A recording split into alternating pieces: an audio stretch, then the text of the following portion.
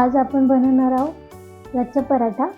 सर्वप्रथम मी ऑलरेडी इथे पीठ मळून घेतलेलं आहे, जे की तुम्हाला 10 मिनिटं पीठ मळल्यानंतर 10 मिनिटं थोडं झाकून घ्यायचं। त्यानंतर आपण चपाती लाटायला घ्यायची। चपाती लाटून घेणार आहोत। चपाती छान जशी आपण चपाती लाटते तशी आपण लाटून घ्यायची नॉर्मल। आणि आता आपण तूप घालून घेणार आहे यावरती। असं हे थोडं तूप टाकायचं आणि पूर्ण चपातीवर ते पसरून घ्यायचं। ते पसरल्यानंतर परत कोरडं पीठ त्यावर टाकायचं आणि पुन्हा ते कोरडं पीठ आपण पसरवून घेणार आहोत। पसरवून झाल्यानंतर आपल्याला ही चपाती जी लाटलेली आहे त्याच्यावर एकावर एक छोटे छोटे घड्या घालून घ्यायचे आणि प्रेस करून झालं की परत त्याला असं गुंडाळून घ्यायचं। आडवं आपण हुंडा जसा बनवतो चपातीचा तसं बनवून घ्यायचं आणि परत त्याला आपण जशी हलकीशी चपाती लाटतो तसं त्याला पीठ लावून आपण लाटून घेणार आहोत। ही चपाती हलक्या हाताने थोडी थोडी लाटून घ्यायची। जशी आपण नॉर्मल चपाती लाटतोय त्या पद्धतीने आपण चपाती लाटली आहे आणि ही चपाती आता लाटून झालेली आहे।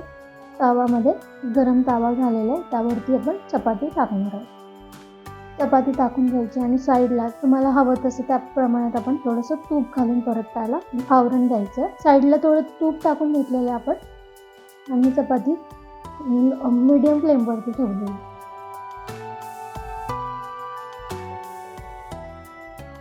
चपाती पलटून घ्यायची।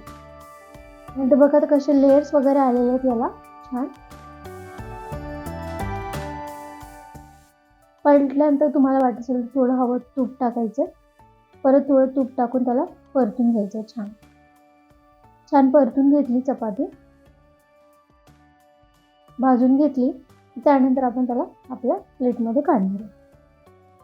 बघा ही कशी सुंदर लेयर्स याला आलेले आहेत आणि हा असा लच्छा पराठा आपण घरी कधीही बनवू शकतो। हा छान क्रिस्पी लागतो आणि कुठल्याही गोड पदार्थासोबत किंवा भाजी चपाती सोबत पण आपण खाऊ शकतो। आवडल्यास नक्की लाईक करा आणि सबस्क्राईब करा।